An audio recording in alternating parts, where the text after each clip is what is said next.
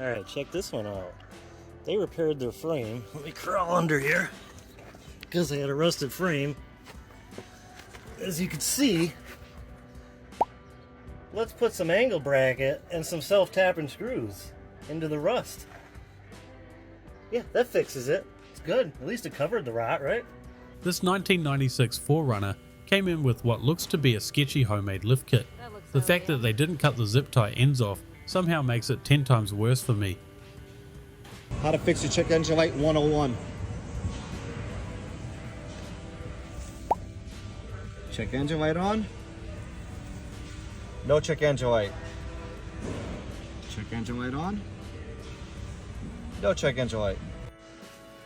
Here we go. Here's some custom fabrication right here. Nobody's gonna rear end this guy and walk away. No, you get that, they ain't going nowhere. Solid. Customer states they changed the fuel pressure regulator and now their truck's shooting flames.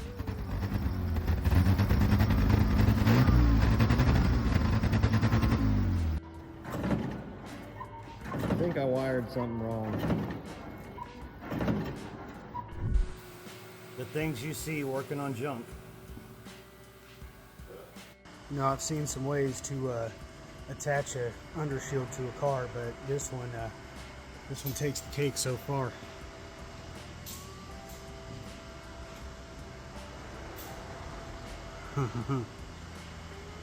You know you're in for some big jobs when a vehicle comes in with a paint job looking like this.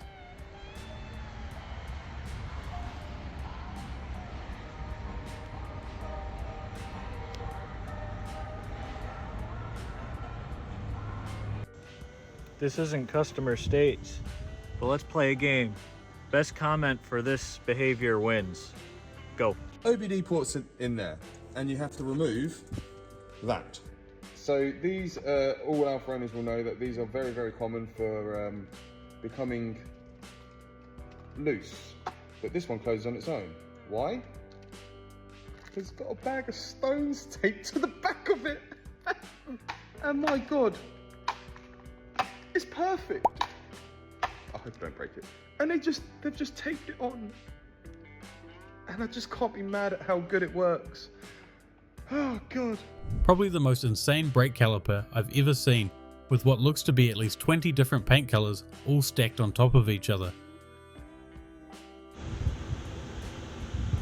Well, you know, some people are playing chess, some people are playing checkers. Yeet. Got this Chrysler Pacifica here. Open the hood, and apparently whoever worked on it last must have thought the hood closed a little hard, because this is the hood prop supposed to go into here, in these little hole here, but as you can tell, this is just bound up and smashed into the fender. So they just yam the hood shut. They're like, oh, just keep pushing it, it'll shut. Good to go. Spinning. Crazy. Technology. Technology. It's a Jeep thing. Customer states they want an alignment check on their Dodge.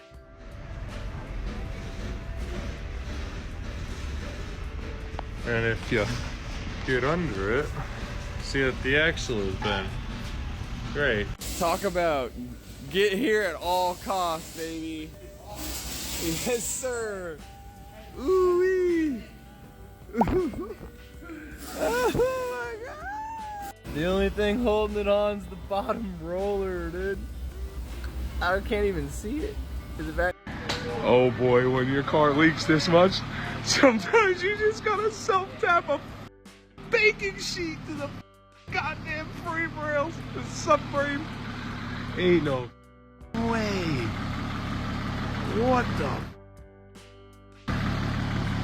What in the f are you doing?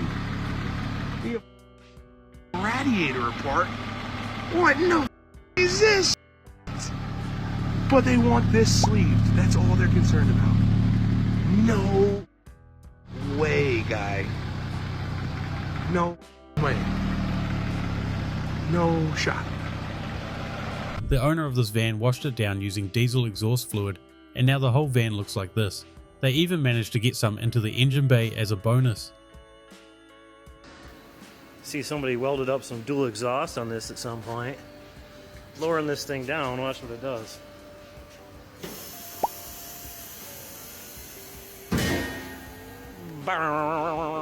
Yeah, catching on the spring a little bit, bud. Catching on the spring a little bit. I don't think that's going to fix the leak. Good. Customer states, I've been noticing a bit of a fuel leak whenever I've been parked. If only they added another layer of JB weld on top, they would have been fine. They got 06 TDI Jetta wagon, and the guy says, "Oh, I can't get my brakes to bleed. I just did them." Well, it looks like he rounded that one off, attempting to get it to bleed. And he's like, "What are those? What is that?"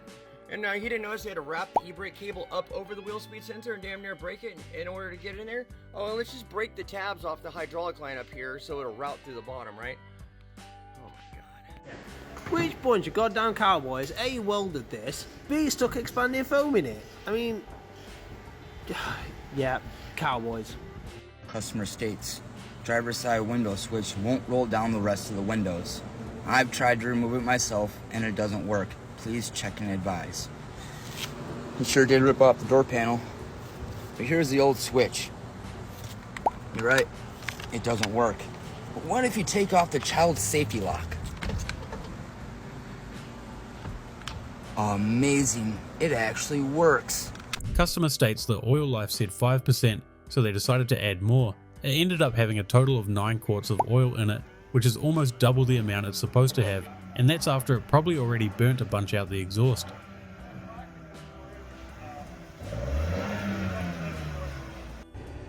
Customer states, when shifting from park to drive, the vehicle felt like it took off on its own. Accelerated from 0 to 30 on its own. Customer states vehicles also idling too high. Look at that. I think that'll do it. Got this ProMaster in to do a service on. We'll change rotate stuff. Check this out.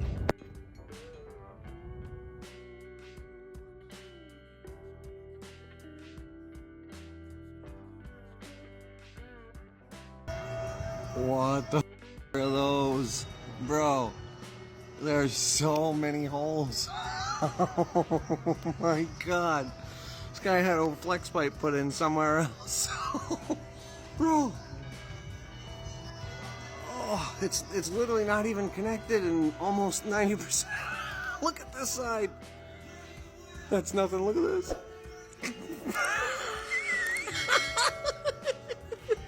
Yo, don't touch welders, please. Customer states they did the spark plugs and now the engine's knocking. They also replaced the oil pan because the drain plug was bad and then forgot to put the oil back in, which is the real reason the engine knock started.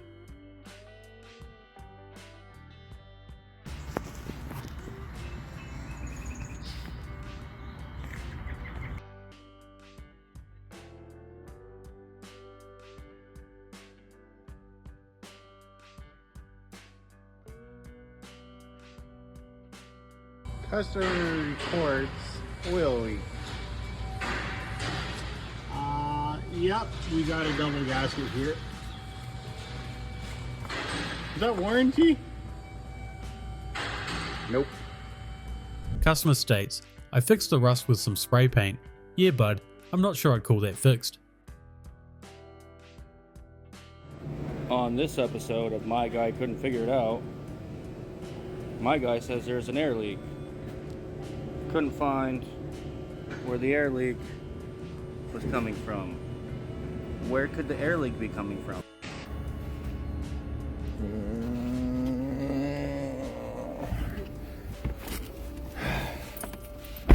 Immediately. Thank you. This vehicle came in having a bunch of error codes and the dash was completely blank. After doing some investigating, the mechanic found some dodgy wiring and decided to follow it to see where it led. Spliced into a harness on some yeesh looking stuff and there's power wires running through. Enter car looking for wires and whoa, look what I find. It's just an open power wire that's with other wires and those and a bottle cap sitting back here just arcing around.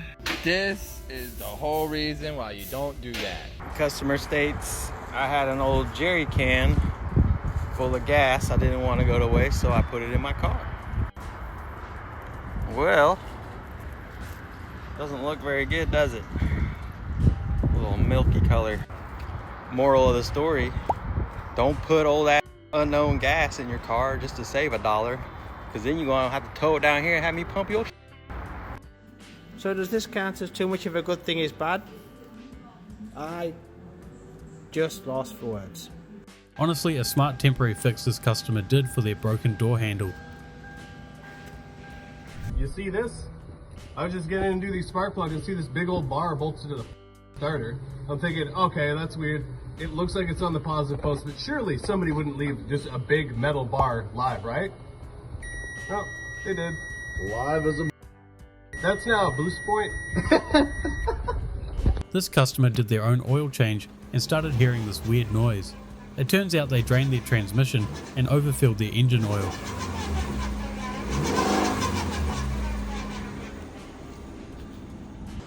Some people just shouldn't be allowed to touch vehicles.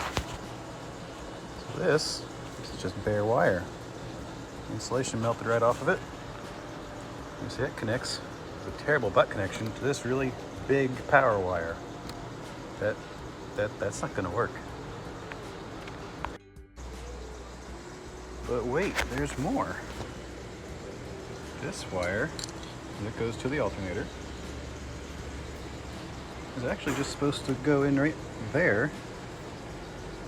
Right there. Just go in there. So why did you clip that and then add this little rinky-dink piece of wire? I don't understand. Customer states they got a noise while driving.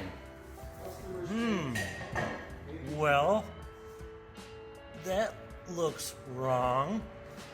Can't be the noise. Let me walk over to the other side and oh yep. Oh yep. Yep. Yeah, they look great. Customer states my car keeps getting engine lean codes and they don't know why.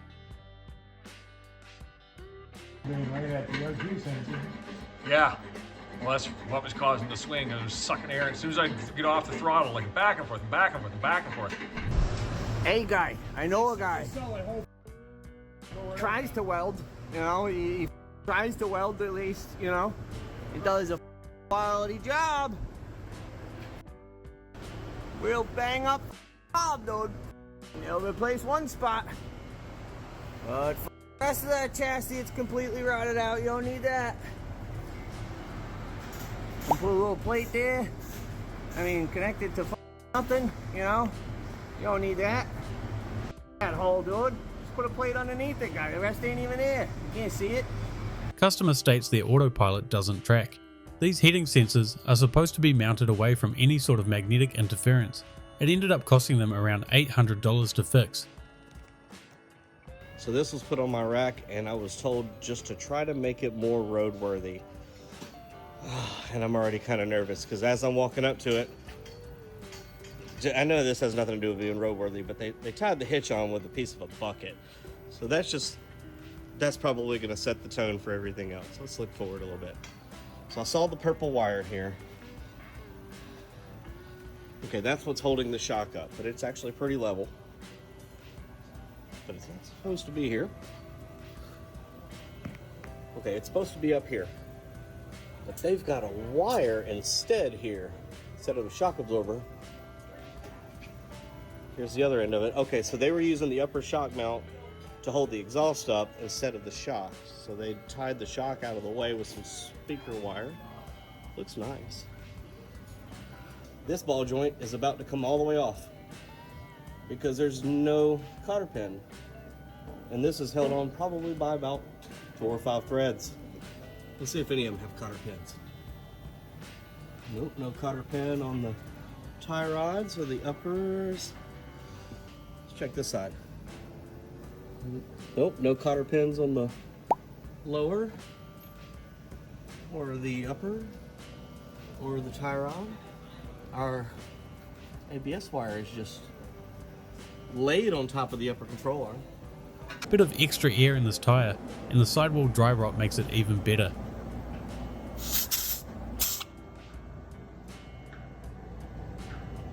There's definitely two customers that I super enjoy working on their cars. One is the guy that took his car to a mobile mechanic, and two is the guy that tried to do it himself. 2018 Chevy Colorado. Customer states, customer supplied pads for the front. Nothing but the most high quality Chinese part. And then please check rear brakes. He put them on yesterday. Make sure they're right. I'm gonna go out on a limb here and say they're probably not right. Here you guys go. Guy's in here for an alignment, says that it's pulling, blah blah blah, but we're not gonna worry about the ear of the transmission that's JB welded onto the housing. It's a Jeep thing, guys. We probably wouldn't understand.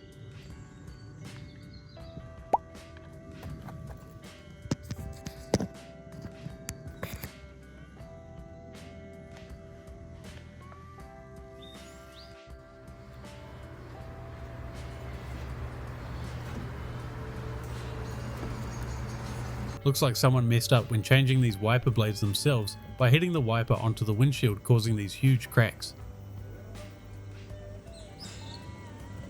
Customer come in for the power steering light coming on.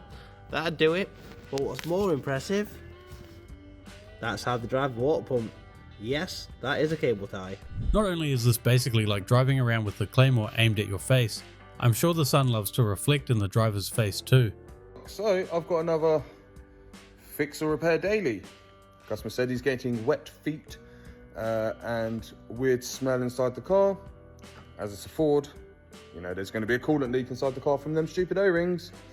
However, someone's been here before. Yummy. Just yummy.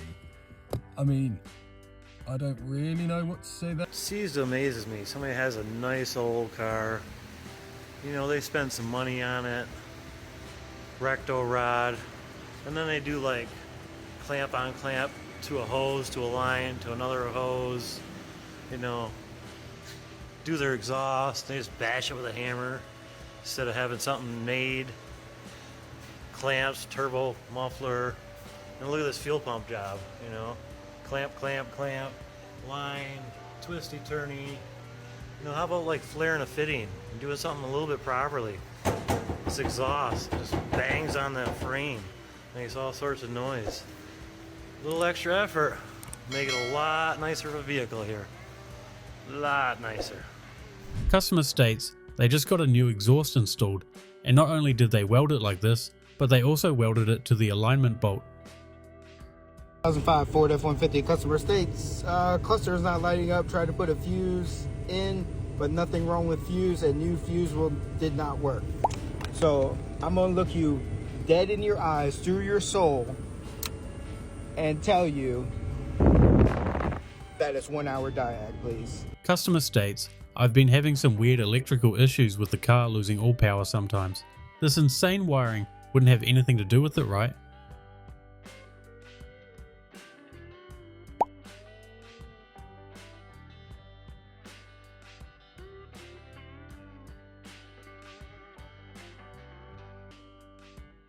Honestly, for a customer's temporary fix, this is pretty good.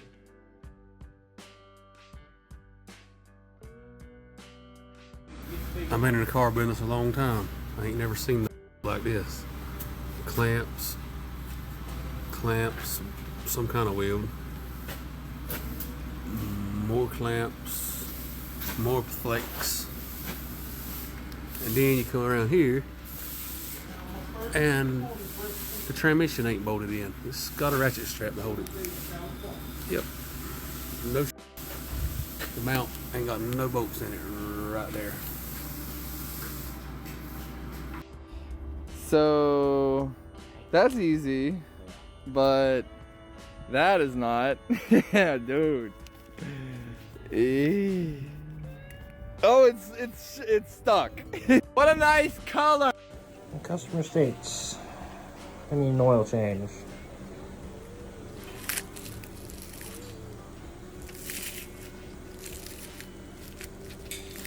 That looks a bit extra crispy there, don't you think?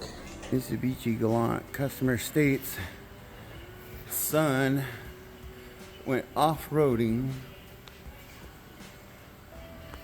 and did a little damage. That's not supposed to look like that. And that's definitely not supposed to look like that either.